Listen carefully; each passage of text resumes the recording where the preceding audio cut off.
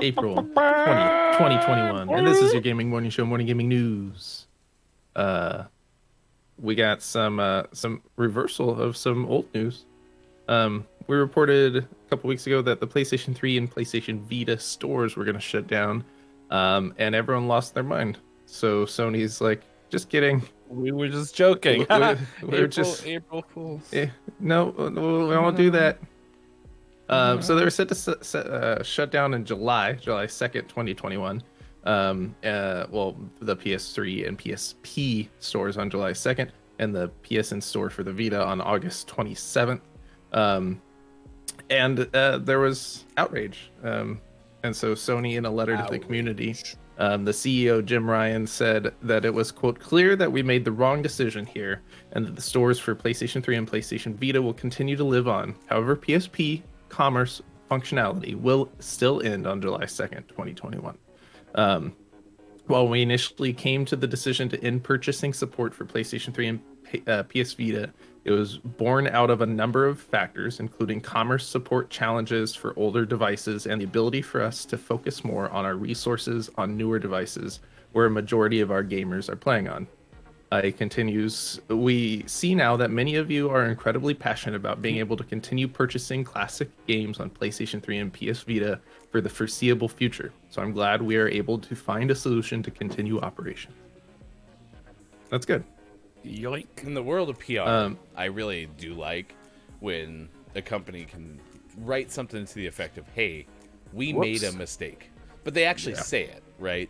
Mm-hmm. So I give them a little bit of credit for at least saying it in the statement.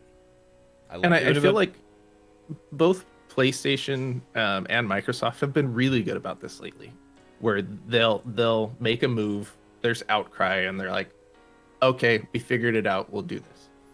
And they say in the world of sports that the NFL does the reverse engineering of PR releases, where they just leak to all of their sources that, hey, this might happen. And then they start judging all of the feedback before they ever actually make an announcement to then figure out how they should make the announcement, which I'm not also saying is a bad idea. I mean, and Sony and Microsoft could do that. They could start sending everything to IGN and Polygon and be like, hey, we're thinking about shutting that PS3 store down. We're thinking about it. And then someone will report it. And then you can start measuring feedback that way. Nah, there's just a dude that's like, do it. And they're like, hey, should we wait for? He's like, no, do it now. Like, okay, great. For some reason, I picture an entire marketing PR team and then one person in the corner with like the 12 people in the room doing exactly what Mike just said. All right, we've come to a great consensus. What do you think? Do it. Shut it now. Just send it out. Oh, I get. But I think no. Okay, well. I guess we're shutting them down. Maybe it's run by like a 6-year-old. You know, like 6-year-olds is like, no, I want it now. Okay. It's the one guy saying that is the one guy that's in charge of managing these stores. He goes, I don't want to do it anymore. Just turn them off. Boss baby. Speaking of people doing things in the video game world, Celeste and Towerfall developers revealed a new game called Earthblade. This comes from Marcus Stewart of Game Informer. Extremely OK Games, which is the team behind Towerfall and Celeste, has announced its next game, Earthblade.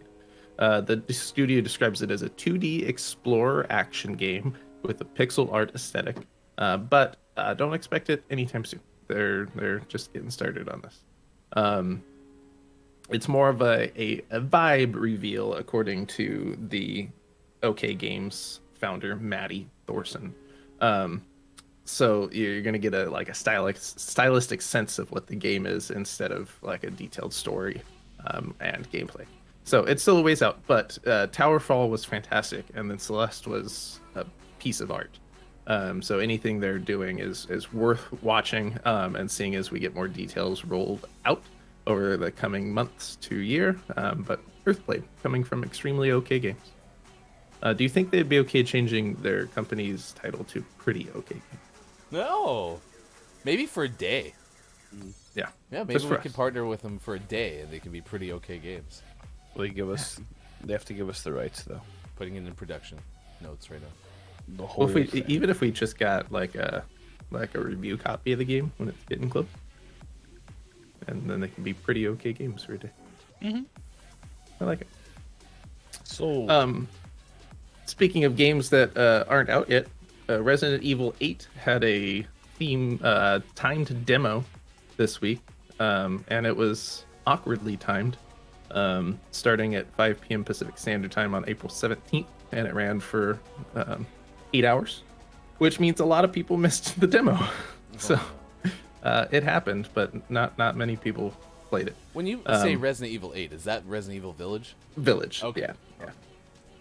Yeah. So they dropped the demo on the PlayStation Store this weekend for 8 hours, and because of it was odd for anyone on time zones in the American continent, even more strange or downright frustrating for numerous other regions of the world. As such, plenty of people straight up missed the opportunity to play it, creating an awkward situation where they're like excited about this demo and everyone's like, yeah, but I was busy, I was sleeping.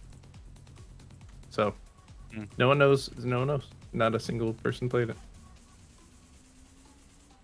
Did you play it? I didn't even know it was there. I bet no one played it. I bet Kate Sanchez played it. Nah. Kate's stoked for this game, so I'm sure Kate found a way to be ready for the moment it was available. Love to ask. Yeah, and I'm sure there were a lot of people out there that played it, but it's just interesting that they chose such an awkward time and an awkward way to do a demo. We've seen things like this before that were like demo weekends, but to have it released for only 8 hours is kind of weird. So the number of people who were able to access this demo just due to the awkward timing was pretty low. But that game does look rad, so we will see more of it in the future, I am sure. And always last but never least, we finish off today's Gaming Morning Show morning gaming news with the world-renowned segment within a segment where we take a look at what is out today. And good news, we have games out today. A game. We have MLB The Show 21 out on PlayStation 5, PlayStation 4, Xbox One, Xbox Series X, and Xbox Series S. And for the most prestigious award in video game focused morning shows, your favorite segment within a segment within a segment, today's name of the morning goes to Don't Forget Me out on PC. So you picked Don't Forget Me over the brand new, never before released MLB The Show. Okay. 21. That's why you make the choices, I guess, So I doubt MLB The Show 21 is a new version of an old game. I doubt it. No. Yeah, no, I didn't. Brand new.